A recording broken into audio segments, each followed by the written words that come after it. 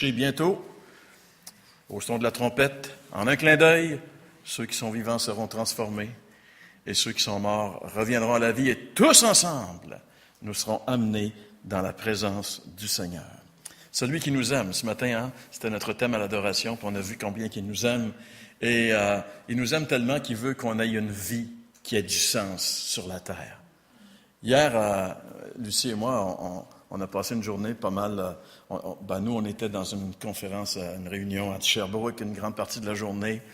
Puis, on a mangé un bon dîner copieux. Et puis, je ne sais pas pourquoi, mais à 5 heures, on avait encore faim. On s'est tous retrouvés ces Chinois, puis encore mangé de la chenoute jusque dans les oreilles. Puis là, quand on est arrivé chez nous, on avait de la misère à mettre un pas devant l'autre. Donc, on a pu se rendre jusque dans le fauteuil du salon. Puis là, on ne bougeait plus. On a allumé la TV, puis il y avait un film qui s'appelait les commandants. Les Invasions barbares. Les Invasions barbares, c'est un film de la série de Denis Arcand sur le déclin de l'Empire américain, etc. C'est le troisième de la trilogie. Et dans celui-là, un des gars, il meurt. Mais c'est pathétique de voir des gens qui meurent sans espérance, qui arrivent à la fin de leur vie et qui n'ont aucune espérance. Et ce genre de film-là nous montre c'est quoi. Et ce que je trouvais intéressant, c'est que le gars dans le film, Rémi Girard, il joue le rôle d'un homme qui est né en 1950. Moi, là, les gens qui sont nés en 1950, je comprends un peu qu'est-ce qu'ils vivent. Moi, je suis né en 51. Je suis plus jeune, beaucoup plus jeune que lui, là, dans le film. Mais c'est les gens qu'on appelle les baby boomers qui arrivent aujourd'hui à la fin de leur vie et qui sont devant le néant. Comme Michel disait, la madame, sort du néant, s'en va dans le néant.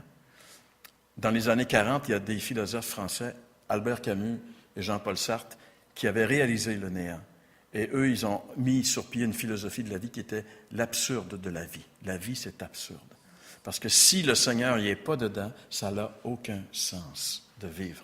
Et on peut comprendre les gens qui s'enlèvent la vie, les gens qui font des folies.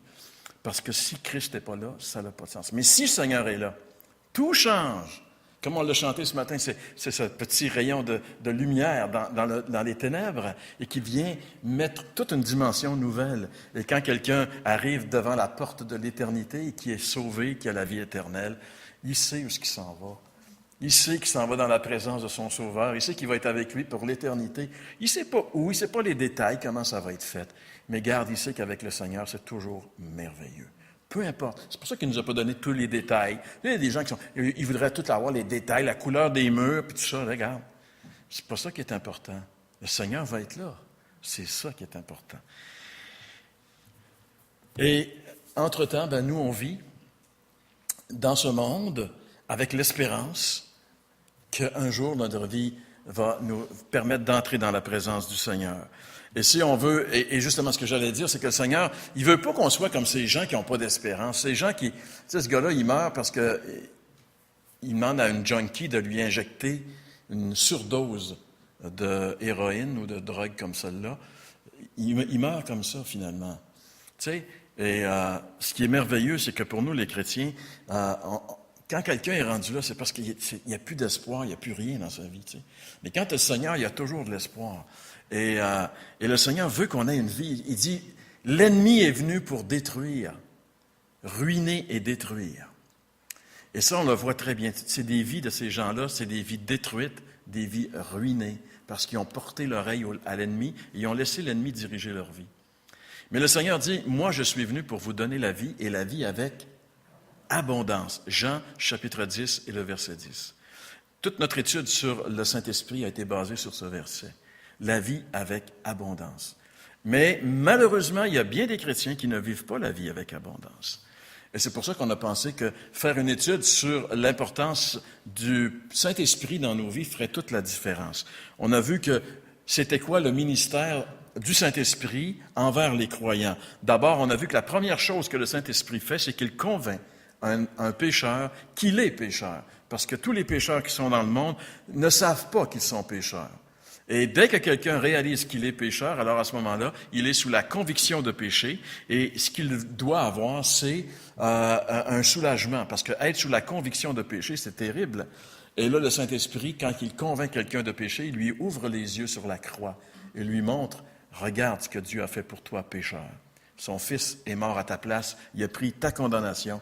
Et là, devant tant d'amour, le pécheur reçoit Jésus comme son sauveur. Et là, il se produit un miracle. Deuxième action du Saint-Esprit dans la vie du croyant, le miracle de la nouvelle naissance. Il devient une nouvelle personne. Et maintenant, et ce matin, on l'a vu par les réactions à l'adoration, maintenant, il faut vivre dans la plénitude du Saint-Esprit. Mais malheureusement, trop souvent, on vit comme des chrétiens charnels. Jésus est entré dans notre vie, mais on garde le contrôle de notre vie. Puis on s'imagine que c'est correct. Mais la Bible dit que ça, c'est un état de péché. On a vu, parmi les illustrations, qu'il y a 3 sortes de personnes dans le monde. D'abord, il y a des personnes qui n'ont pas Jésus-Christ dans leur vie. Premier rang, premier cercle, Christ est à l'extérieur, c'est le moi, c'est l'ego qui dirige la vie. Et ces personnes-là sont malheureuses, vivent des vies de frustration continuelle, n'ont jamais de paix, jamais d'harmonie, jamais de plénitude dans leur vie. Deuxième, le chrétien rempli de l'Esprit, c'est la personne qui a laissé Jésus entrer dans sa vie et qui a donné le contrôle de sa vie à Jésus. Cette personne-là vit une vie de paix, vit une vie de plénitude. Elle vit la vraie vie, la vie d'abondance que le Seigneur est venu pour donner. Et le troisième, c'est le chrétien charnel. C'est celui qui a laissé Jésus venir dans sa vie, mais qui a repris le contrôle de sa vie. Alors, dans toutes ces 3 personnes-là, ces 3 catégories de personnes, il y en a juste une qui est vraiment parfaitement heureuse et qui vit la vie d'abondance. C'est celle qui est remplie de l'Esprit. Alors, on a vu que le problème, c'était d'arriver à la plénitude du Saint-Esprit. Et pour arriver à la plénitude du Saint-Esprit, on a vu qu'il fallait confesser comme un péché le fait de tolérer le fait d'être chrétien charnel. Souvent, nous, on a accepté dans le christianisme moderne et nord-américain que être un chrétien charnel, c'est la norme, c'est normal. T'es sauvé, Jésus est entré dans sa vie, bon, c'est pas grave si tu vis pas comme un chrétien. Garde, t'es sauvé, t'as l'assurance de la vie éternelle, t'as ton ticket, c'est correct. Mais jamais la Bible nous dit une chose comme celle-là. On devrait reconnaître qu'être un chrétien charnel, c'est un péché, confesser ce péché, et là, Christ reprend la première place dans notre vie. On est rempli du Saint-Esprit. C'est ce qui s'appelle la plénitude. Et on a vu que Dieu veut pour nous la plénitude du Saint-Esprit. C'est ça la vie abondante. On a vu maintenant, la dernière fois, on a vu comment être rempli de l'Esprit. Mais maintenant, ce matin, on va voir une autre chose, c'est comment marcher dans la plénitude du Saint-Esprit. C'est bien beau de savoir comment être rempli de l'Esprit, mais est-ce que Dieu veut qu'on soit rempli de l'Esprit 1 ou 2 fois dans notre vie? Tu sais, ce jour-là, je me rappelle, j'ai été rempli de l'Esprit pendant 3 heures. Ça fait 7 ans de ça. Et tu sais, tu vas arriver à la fin de ta vie et tu vas faire le bilan, puis je pense que 10 fois dans ma vie, j'ai connu la plénitude de l'Esprit. Moi, je pense que c'est pas ce que le Seigneur veut. J'aimerais vous inviter à tourner dans l'Épître de Paul aux Galates, au chapitre 5. Épître de Paul aux Galates, chapitre 5, Galates, chapitre 5. La Bible nous demande de vivre par l'Esprit, de marcher par l'Esprit, c'est-à-dire de marcher continuellement dans la plénitude de l'Esprit. La Bible dit que être un chrétien charnel, c'est un péché qu'on doit confesser et on doit aspirer à marcher d'une manière constante dans la plénitude du Saint-Esprit. Comment marcher dans la plénitude du Saint-Esprit? Et Paul nous dit une parole assez intrigante jusqu'à un certain point. En Galates, chapitre 5, et le verset 25, il nous dit, puisque l'Esprit est la source de notre vie, puisque l'Esprit est la source, puisque c'est lui qui nous a permis de naître de nouveau, si on est sauvé, c'est parce que le Saint-Esprit a travaillé à notre égard. Eh bien, qu'est-ce que Paul dit? Conséquence, laissons-le aussi diriger notre conduite. Puisque la source de notre salut, c'est le Saint-Esprit, laissons-le diriger notre vie. Marchons par l'Esprit. Puisque nous sommes sauvés par l'Esprit, marchons par l'Esprit. Et ça, c'est un commandement, c'est un ordre que la Bible nous dit, c'est ce que la volonté de Dieu clairement révélée. Dieu veut qu'on marche dans la plénitude de l'Esprit, qu'on marche par l'Esprit. Alors, comment faire pour que la plénitude de l'Esprit devienne notre façon normale de vivre? C'est sur quoi on va parler ce matin. Et pour ça, il faut saisir un principe fondamental. Vous savez, il y a une chose qu'on fait continuellement, que vous faites 12 à 14 fois par minute pendant que vous êtes assis sur la chaise. Vous respirez. Hein? Et quand on fait de l'exercice, on respire plus que 12 à 14 fois par minute. On peut aller jusqu'à 60 fois par minute quand on fait de l'exercice violent. Et on rentre beaucoup d'air et on expire beaucoup d'air. Cette chose-là, on la fait 12 à 14 fois par minute. Est-ce que vous vous dites à chaque fois, « Oh, attends un peu, il faut que je respire. » Hein? On ne se pose pas la question. C'est naturel. Arrête de respirer 3 heures, mettons. Quand ça va faire 4 minutes, là, tu vas commencer à venir bleu. Après 5 minutes, tu ne bougeras plus pantoute, tu vas commencer à raidir, puis après 10 minutes, tu es mort. Parce que la respiration, c'est la vie. Est-ce que vous êtes d'accord avec moi? On parle de la respiration. La respiration est essentielle à toute vie, toutes sortes de vie. Toute vie respire. Les arbres respirent, nous respirons, les animaux respirent. La respiration, c'est le principe de la vie. Et la respiration, c'est un processus intéressant qui comporte au moins 2 éléments. La respiration. La ventilation pulmonaire est un mouvement cyclique alternant. Il y a une phase inspiratoire de pompage. On rentre de l'air par les poumons. Ça, c'est la phase active, mettant en jeu la contraction des muscles intercostaux et surtout diaphragme, de gonflement de la cage thoracique. Bon, ça, c'est le principe de la respiration. Et avec une phase expiratoire, ça, c'est la phase passive. Et là, on relâche les muscles et l'air sort. Donc, il y a 2 phases dans la respiration. Il y a l'inspiration, tu rentres de l'air propre, de l'air neuf, et tu sors l'air vicié. Et ça permet à ton sang de se purifier. Et le sang étant purifié, il va faire le tour de ton organisme, il va faire sortir les toxines, il va te garder en santé. La respiration, c'est la base de la santé. Et la respiration, c'est la vie. Arrêter de respirer, c'est mourir. On le sait très bien. Mais ce n'est pas juste vrai dans le monde physique. C'est vrai aussi dans le monde spirituel. Respirer est un miracle, mais nous ne prenons pas le temps de nous émerveiller. C'est inconscient. Nous nous contentons de le faire. De la même manière que Dieu nous a créés avec la capacité de respirer pour rester en vie, il nous a donné, à nous chrétiens, une manière de respirer spirituellement pour le bien-être de notre vie spirituelle. Ce matin, on va prendre quelques minutes pour parler de la respiration spirituelle. La respiration spirituelle. Le secret de la marche dans la plénitude du Saint-Esprit, c'est la pratique de la respiration spirituelle. Si on ne comprend pas ce principe, si on n'applique pas le principe de la respiration spirituelle dans notre vie chrétienne, bien notre vie chrétienne devient comme si on faisait un tour de manège à la ronde dans les montagnes russes. À un moment donné, on est dans les highs, à un moment donné, on est dans les bas. Il y a beaucoup de gens qui vivent une vie chrétienne comme ça.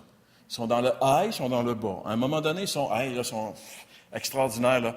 Puis après ça, ils sont en bas. Il n'y a plus rien dans leur vie. Ils ne vivent pas une vie équilibrée, une vie normale, une vie équilibrée. Ils vivent en haut, ils vivent en bas. C'est pourquoi? Parce qu'ils ne pratiquent pas la respiration spirituelle. C'est quoi la respiration spirituelle? Ah ouais, j'avais une petite diapo ici. Mais comment le chrétien moyen ne comprend pas ce principe de respiration spirituelle, est un exercice de foi, sa vie ressemble à des montagnes russes. Il passe d'une expérience émotionnelle à une autre, tout en vivant selon le monde non chrétien qui le contrôle, alors en le laissant frustré et stérile.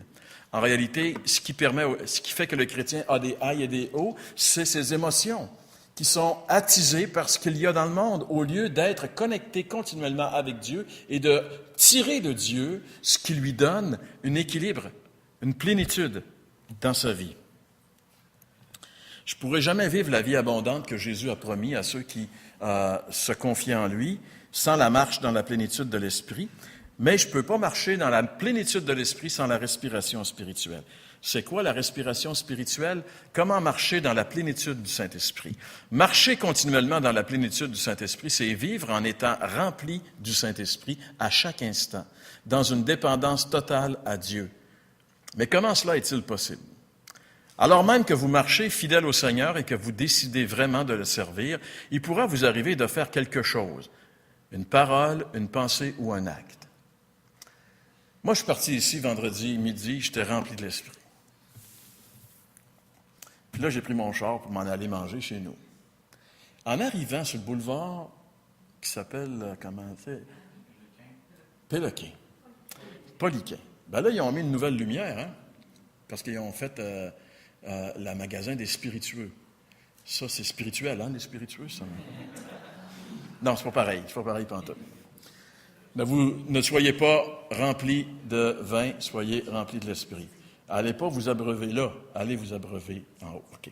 Bon, tout le monde comprend ça, ça va bien. Alors, j'arrivais là, sauf qu'il y a un monsieur, je sais pas où est-ce qu'il sortait, de quelle campagne, il devait venir de Saint-Robert, je suppose. Puis je sais pas, peut-être qu'il se laissait guider par l'habitude. Tu sais, avant, on passait là, puis on coupait le trafic, puis on prenait notre trou, mais il faisait ça, puis la lumière était verte. Là, je le voyais sorti, il sortait son nez tout le temps. Moi, ma lumière est verte. Là, le sang est comme monté jusque dans ma tête. Là, je l'ai klaxonné, puis j'y ai fait, regarde la lumière. Ça s'est fait vite, ça. Vite. J'étais plus comme plein de l'esprit. J'étais plein de moi-même. C'est mes émotions qui ont pris le contrôle. Hey, Coco! Ça vous arrive pas, ça, je le sais, vous autres, quand vous conduisez, les choses-là, ça n'arrive jamais pour vous autres. Mais moi, ça m'est arrivé. Alors, j'ai eu des pensées.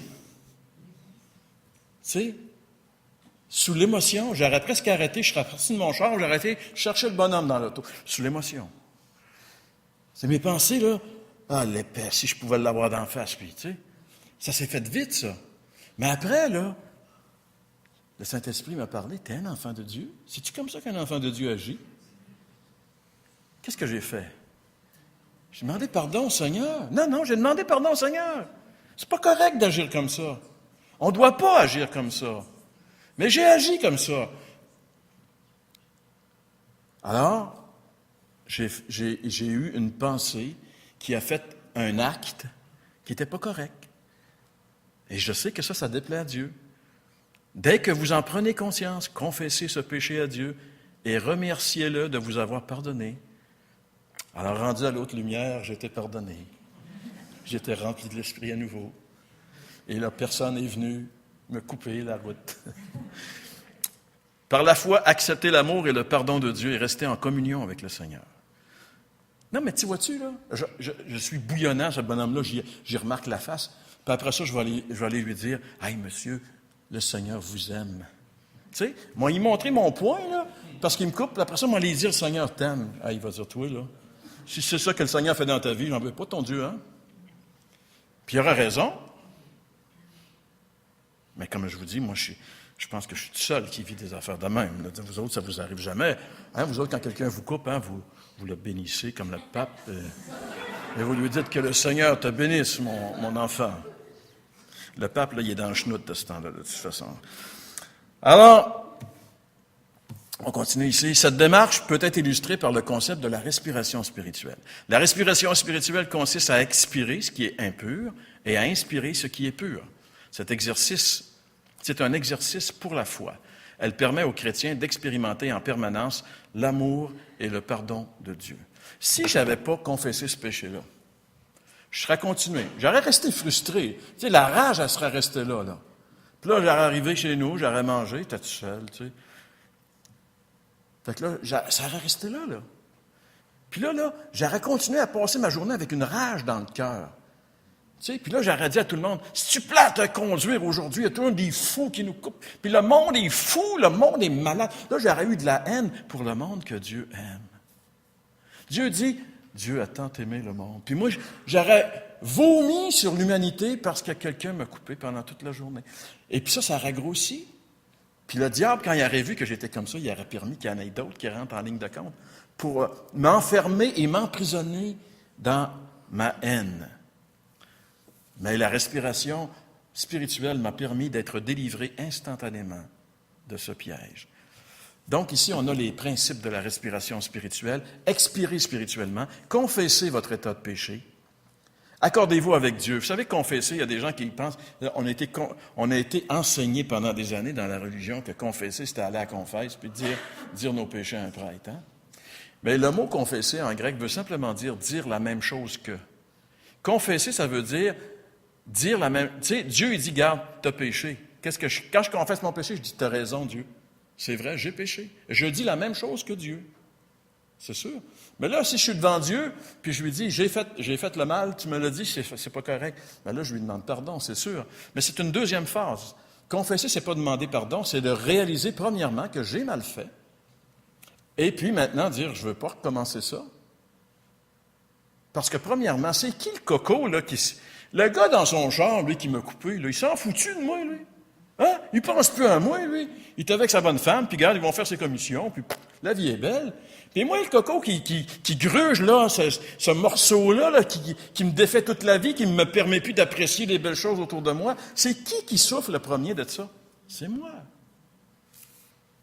Alors Dieu dit, garde, confesse, demande le pardon de Dieu, il va te pardonner.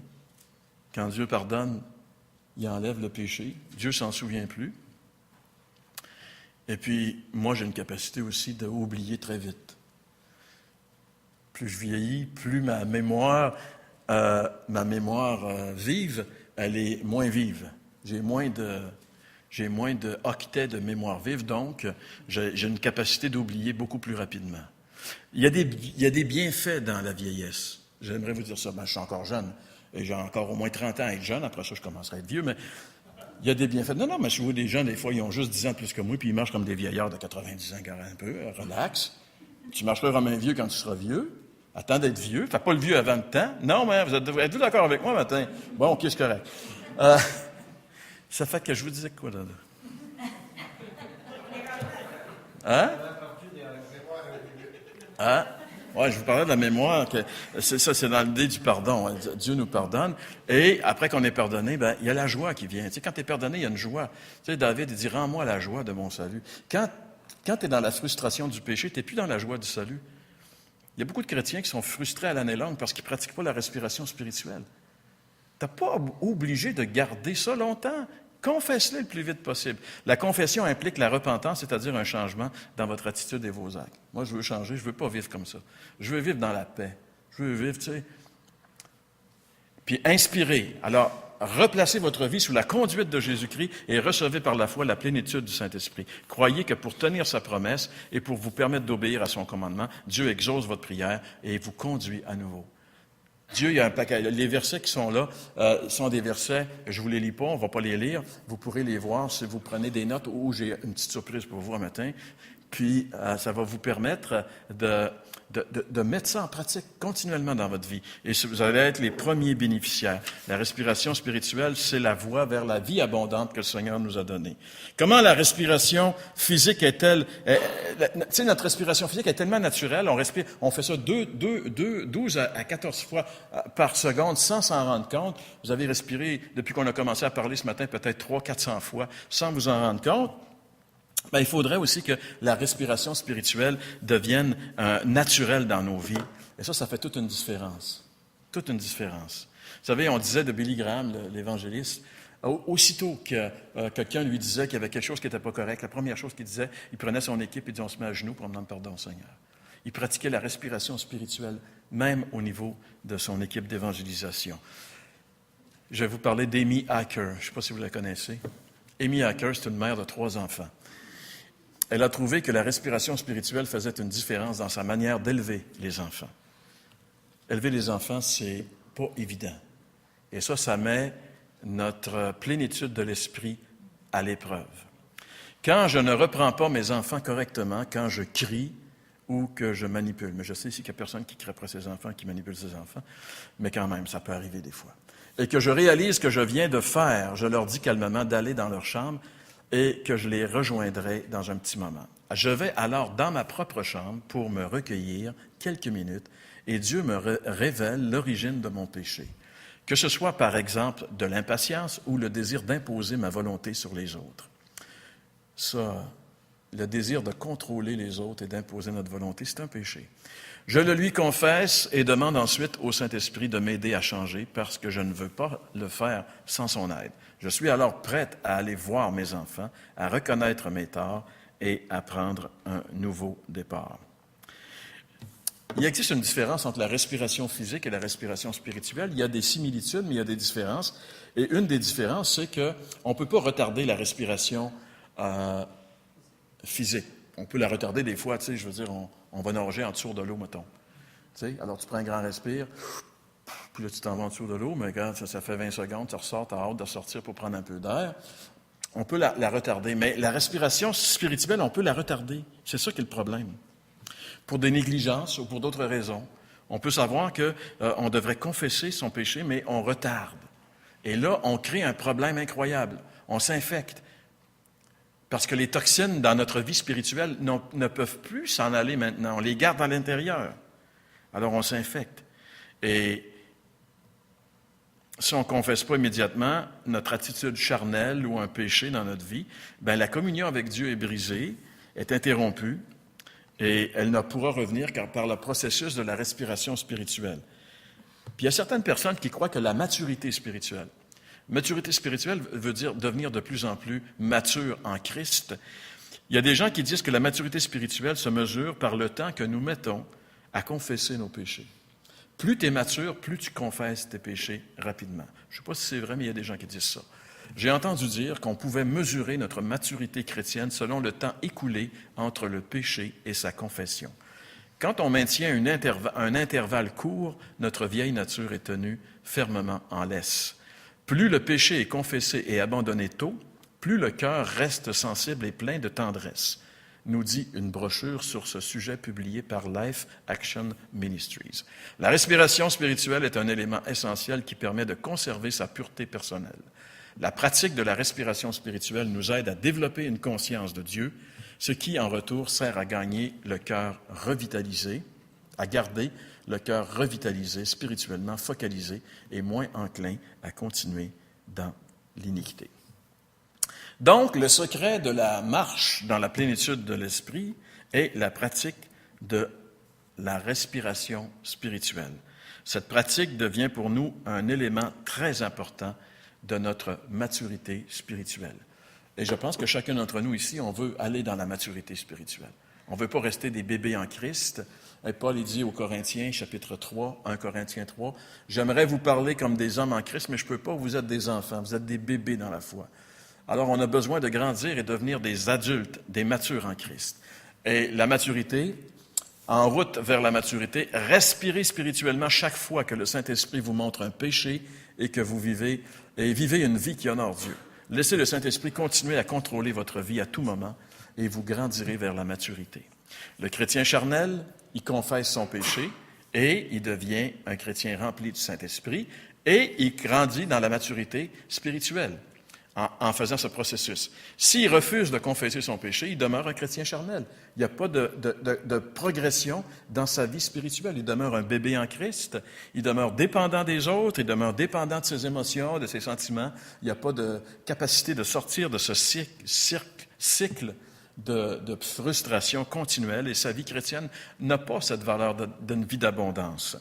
Donc, la vie en abondance dont Jésus nous a parlé, la vie véritable, la vie de plénitude, la vie de satisfaction n'existe que lorsque nous sommes contrôlés par le Saint-Esprit, lorsque notre vie entièrement est soumise au Saint-Esprit. Si Dieu nous demande de lui céder, c'est un désir de Dieu, il veut qu'on lui cède notre vie. Moi, pendant 1 an, je connaissais l'Évangile assez pour savoir que Dieu voulait ma vie et je ne voulais pas lui donner ma vie. Je connaissais l'Évangile, je prêchais l'Évangile, je disais aux gens, même j'ai dit à Lucie, l'Évangile, elle est venue ici, elle a accepté Jésus, et moi je ne l'avais pas encore faite. Pendant 1 an, j'ai combattu parce que je savais que Dieu voulait que je lui donne ma vie, le contrôle de ma vie. Moi, je ne voulais pas. J'aurais aimé être un chrétien charnel toute ma vie, ça ne marche pas. J'aurais aimé être sauvé, mais vivre ma vie. Mais ça ne marche pas. Jusqu'au jour où j'ai cédé. Et si Dieu nous demande de lui céder notre vie, ce n'est pas parce qu'il veut se jouer de nous. Ce n'est pas parce qu'il veut « donne-moi ta vie », mais après, attends, c'est pas ça. Il nous aime. On l'a entendu ce matin, c'était notre adoration, il nous aime. Il veut qu'on lui donne notre vie parce qu'il sait qu'il est le seul qui peut faire quelque chose qui a du bon sens avec notre vie, puis il veut le faire. Il veut que lorsqu'on soit dans le ciel, qu'on se dise « Seigneur, c'était le fun, la vie sur la terre avec toi. Hey, on a fait des choses, hein, Seigneur, ensemble, c'était le fun. Je me rappelle ce que tu as fait avec moi. Il veut qu'on ait des expériences vécues en communion avec lui quand on lui a laissé conduire notre vie. Sinon, on va arriver au ciel et on va dire, Seigneur, tu n'as rien fait dans ma vie. Ben oui, mais quand tu m'as rien laissé faire dans ta vie. Tu as voulu la vivre comme tu voulais. Alors, c'est ça. Là, on va dire, on peut-tu recommencer? Non. On fait juste un tour de piste. Juste un. Alors, c'est bien mieux de bien le faire. Et si Dieu nous demande justement de lui céder le contrôle de nos vies, c'est parce qu'il veut qu'on expérimente cette vie à laquelle il avait destiné l'être humain, une vie d'abondance et de plénitude. Et si on le fait, voici 5 points qui vont arriver dans notre vie. Premièrement, votre vie montrera davantage, jour après jour, le fruit de l'Esprit. Si on laisse le Saint-Esprit dominer nos vies, il va produire en nous son fruit qui est l'amour. On va se mettre à aimer. Là, ce matin, hein, les gens, tu sais, non, mais c'est normal. Aimez-vous comme je vous ai aimé. On a de la misère à aimer les gens qui nous aiment. Puis le Seigneur, qu'est-ce qu'il dit? Aime tes ennemis. Wow! Aime les gens qui te coupent sa route. Wow! Mais c'est l'exigence de Dieu, rien de moins. Il dit, si tu le fais pas, tu es comme les autres. Ça te donne quoi de te dire chrétien? C'est quoi que ça donne d'être chrétien? Alors, si on laisse le Saint-Esprit, l'amour, la paix, la joie, la bonté, la douceur, la fidélité, la patience, la maîtrise de soi. Toutes ces caractéristiques du fruit de l'Esprit vont venir surnaturellement dans notre vie. Ce n'est pas le fruit. Essaye pas de devenir patient par toi-même. Laisse le Saint-Esprit produire son fruit, c'est la patience. Deuxièmement, la prière et l'étude de la parole de Dieu prendront pour vous une signification grandissante. Tu vas aimer ouvrir ta Bible. Ce ne sera plus un travail. Il faut bien que je lise ma Bible, je suis chrétien. Je vais la lire demain. Après-demain. Puis ça fait une semaine que je ne l'ai pas lu. Pourquoi je la lirais encore? Puis finalement, les gens ne lisent plus la Bible. Mais tu n'es plus en communion avec Dieu si tu ne lis plus ta Bible. Mais si tu laisses le Saint-Esprit, ça va devenir, tu vas avoir hâte. J'ai hâte d'avoir un petit temps pour ouvrir la parole de Dieu. Dieu a sûrement quelque chose à me dire aujourd'hui. C'est plus pareil. C'est plus une œuvre religieuse d'ouvrir la Bible, c'est un besoin qui vient de l'intérieur. Vous verrez la puissance de Dieu se manifester dans votre témoignage. Vous recevrez une puissance, le Saint-Esprit survenant sur vous, et vous serez mes témoins. On ne peut pas être un témoin efficace de Jésus sans la puissance du Saint-Esprit dans notre vie. Vous serez préparés pour le combat spirituel que vous aurez à livrer contre le monde. Jean nous dit, n'aimez point le monde, ni les choses qui sont dans le monde, car l'amour du monde, c'est l'inimitié contre Dieu. 1 Jean, combat contre la chair, c'est ma vieille nature, ma vieille façon de penser, mes passions charnelles qui ont dominé ma vie pendant toute mon existence, jusqu'à ce que je me tourne vers le Seigneur, et finalement contre Satan. La Bible dit, Pierre nous dit que Satan est comme un lion rugissant, cherchant qui il va dévorer. Et on a à combattre contre Satan, on a à combattre contre la chair et on a à combattre contre le monde. On ne pourra jamais le faire sans la plénitude du Saint-Esprit. Le diable, il est menteur. Et 5e, vous recevrez de Dieu la force pour résister à la tentation et vaincre le péché. Tout ça ici, là, c'est pour nous. Qui ne voudrait pas avoir une vie caractérisée par ces choses? C'est ça la vie. C'est ça la paix. C'est ça la vie d'abondance que Jésus nous a promis. C'est possible. En réalité, la marche dans la plénitude du Saint-Esprit, c'est la pratique de l'intimité de Dieu. Moi, j'aimerais vous dire ce matin que le plus grand trésor qu'un homme peut avoir sur la terre, le plus grand trésor qu'une femme peut avoir, c'est l'intimité avec Dieu. On ne peut jamais enlever ça à quelqu'un. Si jamais il venait des persécutions, puis on nous enlevait notre maison, on nous enlevait nos autos, on nous enlevait tout, il y a une chose que personne ne peut nous enlever. On peut vous jeter dans le fond d'un cachot, mais on ne peut pas vous enlever la communion intime avec Dieu. Quand Paul était dans le fond de son cachot, il était en paix, en joie, il chantait. Pourquoi? Il était dans la présence de Dieu. Parce qu'on ne peut pas nous enlever ça. C'est ça notre force. Développer l'intimité avec Dieu. Souvent, on dit, le christianisme, ce n'est pas une religion, c'est une relation. Mais je serais bien curieux de voir les chrétiens m'expliquer ça, moi. Explique-moi donc ça, c'est quoi? Tu dis ça, là? C'est pas une religion, c'est une relation. Explique-moi ce que ça veut dire pour toi. Et vous savez, vous seriez surpris. Avoir une relation avec Dieu, c'est comme avoir une relation avec les autres êtres humains. Avoir une relation, c'est parler avec quelqu'un, c'est échanger des idées, échanger des paroles. Mais Dieu, lui, il n'est pas là. C'est une relation par la foi avec Dieu, mais il me parle, c'est sa parole. Si je veux savoir ce que Dieu me dit, je dois prendre sa parole et l'ouvrir et lui demander, parle-moi. Et fais-le sincèrement, et tu vas voir que tu vas lire un passage et hop, ça va être nouveau ce matin, ce passage-là. Il y a quelque chose qui me parle là-dedans. Et là, je parle avec Dieu. Une relation, ça se fait dans les deux sens. Dieu me parle et je lui parle par la prière. Une relation avec Dieu, c'est un échange de paroles, un échange d'idées. Et on doit avoir chaque jour un temps où on est en relation avec Dieu. Et on doit toujours être en relation avec Dieu.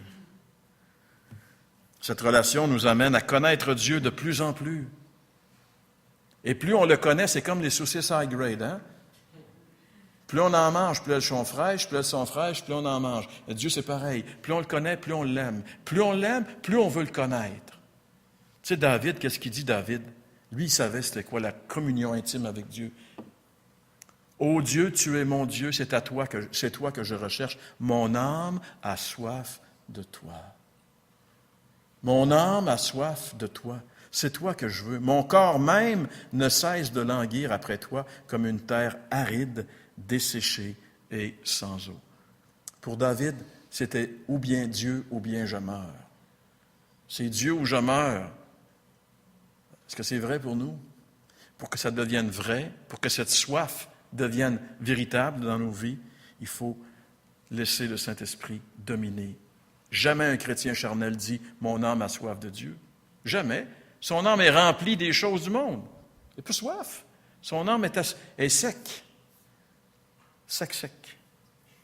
Elle n'a plus soif. Elle est empoisonnée par l'eau polluée de ce monde. Donc, on termine par une petite conclusion ce matin. La communion intime avec Dieu, c'est le plus grand trésor que nous allons pouvoir trouver dans le monde dans lequel nous sommes.